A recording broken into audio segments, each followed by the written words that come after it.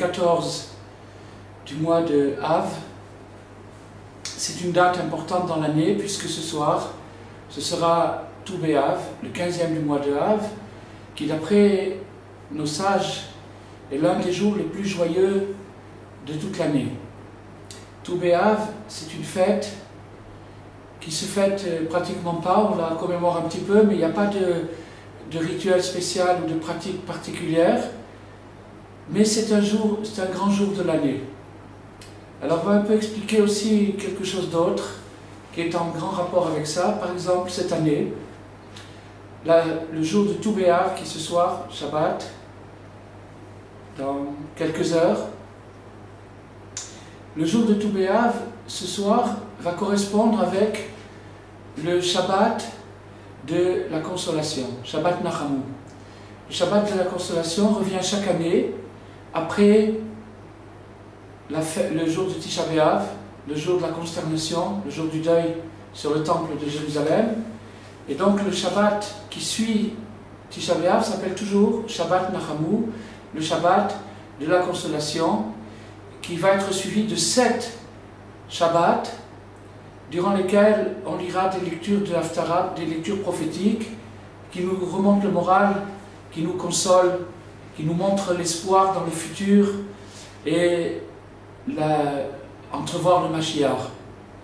Donc ce Shabbat Nachamu, ce Shabbat de consolation, cette année tombe le 15 du mois de Av, qui est aussi une fête, et c'est aussi encore une troisième fête, c'est l'anniversaire d'une des plus grandes révélations du 19e siècle, 20e siècle et 21e siècle, c'est-à-dire la fameuse phrase de Rabbi Nachman, « Le désespoir n'existe pas ».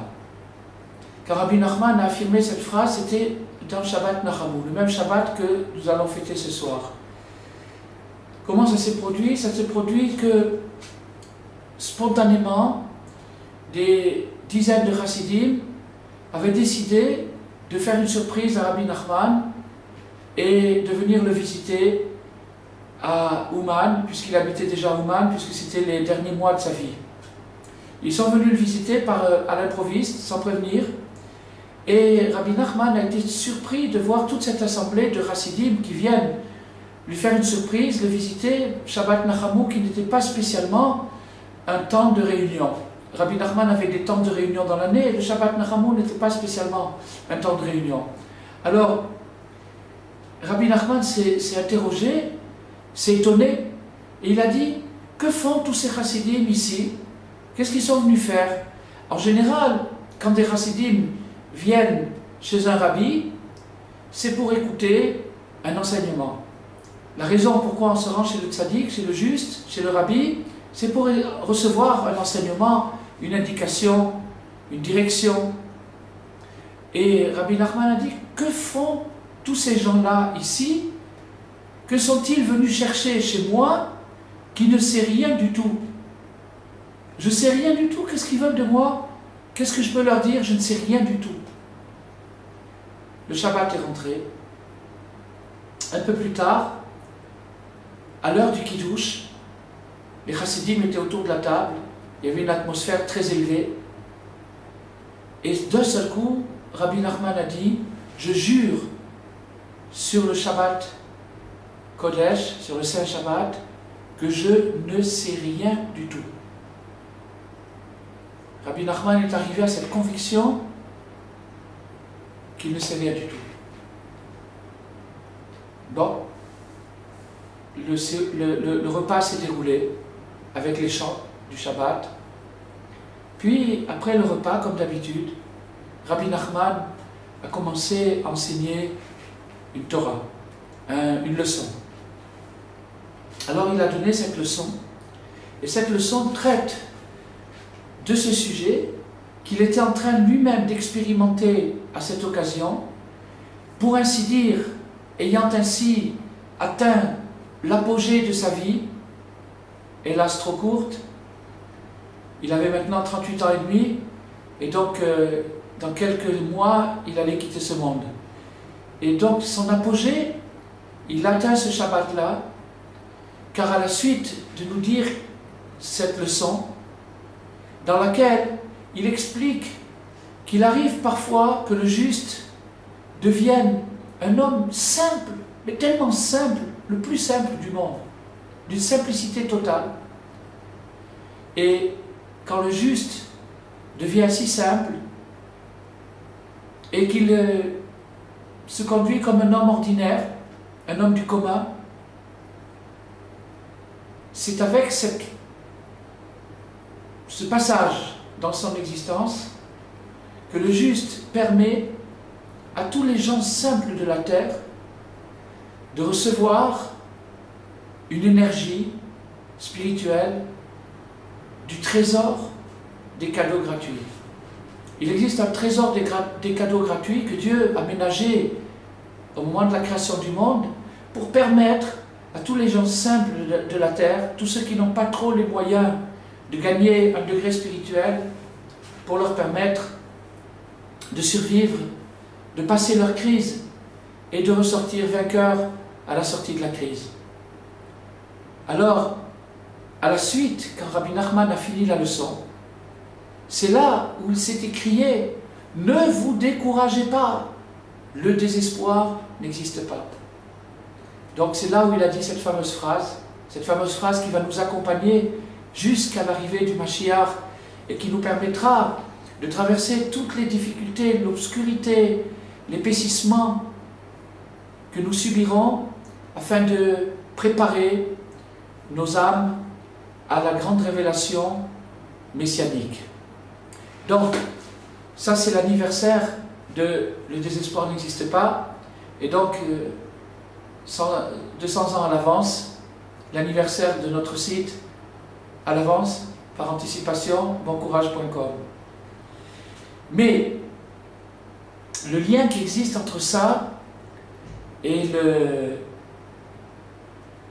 le 15 du mois de Av, c'est que dans le 15 du mois de Av, il y avait des danses. Les jeunes filles sortaient dans les vignobles avec des beaux habits blancs et elles faisaient des danses en espérant trouver un parti pour se marier. Alors, les kabbalistes expliquent que la danse qui se dit en hébreu Machol, et qui en général, Machol c'est en général une ronde, une espèce de ronde, une danse plutôt comme une ronde. Et ce Machol veut dire en hébreu autre chose encore, Mochel, qui veut dire le pardon. Donc il existe un rapport entre la danse et le pardon, et c'est ce que nous allons essayer d'expliquer pour prouver que le désespoir n'existe pas. Quel est le rapport entre la danse et le pardon? Ce rapport, nous l'apprenons dans le conte des 7 mendiants. Rabbi Nachman a raconté le conte des 7 mendiants aussi peu de temps avant ça, dans la même période à peu près, la même année en tout cas. Et dans le conte des 7 mendiants, Rabbi Nachman raconte qu'il y avait un roi qui a voulu donner la royauté à son fils de son vivant, et comme il a vu que le fils ne tiendrait pas le coup, il perdrait sa royauté, il a dit: quand tu perdras ta royauté, je serai content parce que tu ne mérites pas d'être roi. Si tu ne gardes pas ta joie dans ta chute, tu ne mérites pas d'être roi. Mais si tu parviens à rester joyeux même dans ta chute, alors là je serai d'autant plus content. Bon, ce que le roi a prévu s'est passé, le fils a pris le royaume d'une main ferme et il est devenu un grand philosophe à tel point qu'il a perdu la foi. Et quand il a perdu la foi, il est rentré dans la philosophie, dans l'athéisme, et quand il a perdu la foi, il a perdu la royauté. La foi et la royauté sont liées, comme nous allons l'expliquer un petit peu. Ensuite de ça, il avait des remords de conscience, il s'éveillait parfois en se disant: qu'est-ce que je fais là? Qu'est-ce qui s'est passé? Qu'est-ce qui m'arrive? Et puis Rabbi Nachman interrompt le récit et passe à un autre récit, le récit des 7 mendiants, que vous pouvez lire dans les contes de Rabbi Nachman. Dans le récit des 7 mendiants, c'est l'histoire d'un petit garçon et d'une petite fille qui ont été perdus dans une forêt et qui ont crié parce qu'ils n'avaient pas de quoi manger, et un mendiant est apparu et leur a donné du pain, Et ce mendiant était un mendiant aveugle. Il les a bénis, il leur a dit « Je vous souhaite que vous soyez aussi vieux que moi ». Et il est parti. Et puis après sont venus 7 mendiants successivement, chacun avec une infirmité différente. Un qui était sourd, un qui était bossu, un qui était bègue, un qui était manchot, un qui n'avait pas de pied. Bref, les 7 mendiants. Ces 7 mendiants, en vérité, c'était des très très très grandes âmes, des créatures célestes qui sont venues visiter ce petit garçon et cette petite fille pour les remonter, pour leur aider à sortir de leur détresse et arriver à leur apogée. Mais, en vérité, ces mendiants n'étaient pas du tout des infirmes, bien au contraire. Là où il semblait leur manquer quelque chose, c'est justement, c'était ça leur qualité. Pourquoi? Parce que dans ce monde illusoire dans lequel nous sommes, tout ce qui a l'air positif, si on regarde bien, risque d'être négatif, et beaucoup de choses qui ont l'air négatives sont en vérité très positives. Si bien que ce mendiant aveugle, par exemple, qui avait l'air de ne pas voir, en vérité, c'est parce qu'il avait une vision éternelle. Il arrivait à capter au-dessus du temps et de l'espace, et c'est à cause de ça qu'il avait l'air aveugle, parce que pour lui, toute l'histoire, toute l'humanité, tout le monde n'était rien du tout qu'un clin d'œil. Et ce clin d'œil-là donnait une impression qu'il était aveugle. Et Rabbi Nachman fait intervenir successivement les 6 premiers mendiants, chacun avec son histoire. Il y a en général dans l'histoire encore une autre histoire, des tiroirs, un tiroir dans le tiroir, plusieurs histoires dans les histoires, jusqu'à ce qu'à la fin on arrive au 6e jour du mariage, où le petit garçon et la petite fille ont fini par se marier, et dans leur mariage sont venus chaque jour un nouveau mendiant, jusqu'au 6e jour.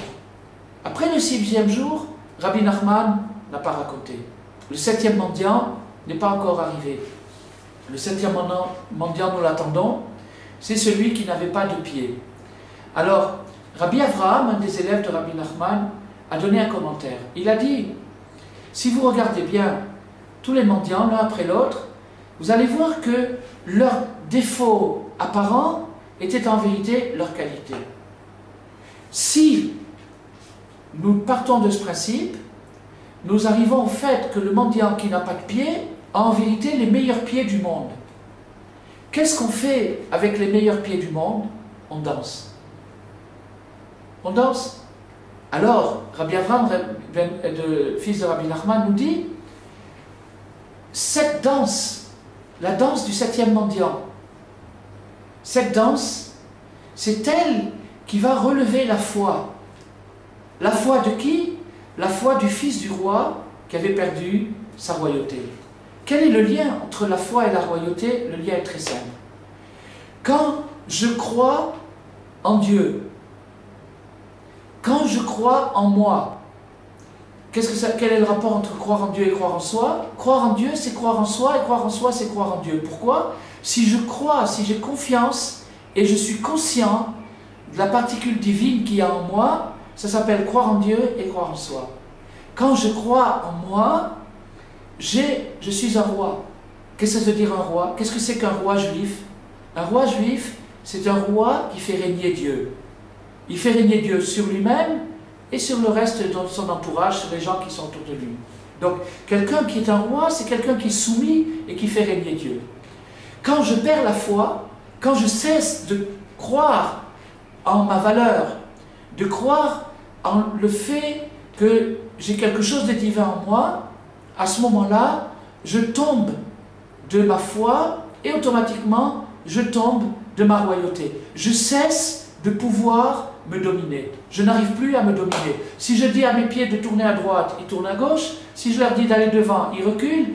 Finalement, j'ai plus aucune domination, j'ai plus aucun contrôle sur mes membres. Quand l'homme a perdu le contrôle sur soi-même, il devient un esclave. Un esclave de quoi? Un esclave de ses tendances inférieures. Donc maintenant, le vrai roi, c'est celui qui domine sur soi-même et qui fait dominer Dieu sur sa personnalité. Ceci dépend de la foi, et la foi, quand elle est tombée, l'homme devient hérétique, il devient désespéré, il ne croit plus en lui, il ne croit plus en la vie, il ne croit plus qu'il y a une différence entre lui et un chien, il ne croit plus qu'il y a une différence entre lui et un morceau de papier, il devient complètement anéanti. Le seul moyen de se restaurer, Le seul moyen de se relever, nous dit Rabbi Nachman, à travers ce conte, ça n'est pas avec de la morale, ni de la philosophie, ni de la psychologie, ni des raisonnements, ni des convictions, zéro. Parce qu'à ce moment-là, la personne déforme le message et l'interprète d'une manière négative. Le seul moyen, c'est avec les pieds. Les pieds, c'est-à-dire la danse la plus simple du monde. C'est-à-dire de danser, de danser, de faire un rikoud. La danse de ce jour-là a pris un essor chez les chassidim, quelque chose de vital. Pourquoi? Parce que c'est le seul moyen, c'est la méthode spirituelle et physique de remonter son moral. Remonter son moral, il faut danser, il faut bouger les pieds. Les pieds et la tête sont liés. Quand j'élève mes pieds dans le but de m'élever, automatiquement, je guéris ma tête et je guéris mon cœur. Donc, ça c'est le message, un des messages des 5 mendiants, que le dernier mendiant que nous attendons, qui sera Mashiach ben David, le fils de David, celui qui dansait devant l'arche, quitte à se faire moquer, mais lui savait très bien quel degré d'extase, quel degré d'union avec Dieu il arrivait à atteindre par la danse. C'est donné à chacun de nous et à chacune. Chacun peut faire tous les jours une petite danse. Avec cette danse-là, il va réparer tous ses péchés. Rabbi Nachman l'a dit, Rabbi Nathan l'a confirmé, il a dit si tu veux réparer, danse tous les jours. Faire une danse, chanter une chanson et faire une danse tout seul ou avec quelqu'un d'autre ou avec quelques amis. Ne pas laisser passer un jour sans une danse. Bien entendu, combien on y met du cœur, combien on y met de la joie, combien on y met de l'entrain, du ton, de la dynamique, etc., etc. La danse devient plus belle, devient plus harmonieuse, devient plus envoûtante, tout ce qu'on veut. Mais en attendant, le principal, c'est de s'habituer à lever ses pieds. Quand on n'arrive pas à lever sa tête, la solution, c'est de lever les pieds. Alors cette leçon, elle est ancestrale et séculaire. Elle date depuis toujours, depuis la création du monde. Quand Dieu a créé le monde, il a tout créé. Et quand il a tout créé, il a créé en potentiel des solutions pour les moments les plus désespérés. Nous sommes maintenant dans la période la plus critique de l'histoire. Et dans cette période-là, il n'y a plus rien à faire que de danser. C'est ça la solution. Avec ça, quand on retrouvera la joie, on retrouvera la foi. Quand on retrouvera la foi, on retrouvera les commandements, les mitzvot, la Torah, la tfila, tout ce qu'on veut. Mais en attendant, il faut sortir de l'angoisse. Et pour sortir de l'angoisse, le seul moyen, c'est la danse que nous faisons. Alors maintenant, pour terminer, on va lier tout ça ensemble. Pourquoi la fête, le 15 du mois de Av, qui commémore la danse que les jeunes filles d'Israël faisaient dans les vignobles, est-il lié à Yom Kippour? Parce que la Gemara nous dit dans un autre endroit que dans le futur, Dieu fera une danse pour les justes, il fera une ronde, les justes danseront ensemble, feront une danse magnifique, et chacun montrera du doigt Zé Hachem qui vit moulo. Voici Dieu, il est là, on le voit. Pourquoi? Parce que la joie transporte le cœur, la joie élève la foi, reconstitue la royauté, ouvre les yeux et permet à l'homme et à la femme de réaliser qu'autour d'eux, il n'y a rien d'autre que Dieu. C'est pour ça que le pardon de Yom Kippour est lié à la fête de Tou B'Av. Tou B'Av, ça veut dire le 15e du mois de Av, mais ça veut dire aussi la 15e lettre de l'alphabet, qui est la lettre Samer, un rond.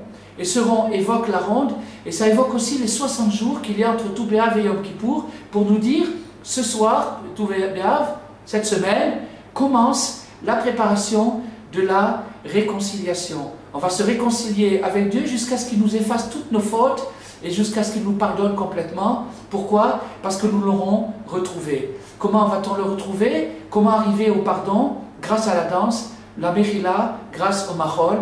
Alors, voilà un bon programme pour chacun et pour chacune. Il peut s'y mettre tout de suite. Et bonne danse et à bientôt.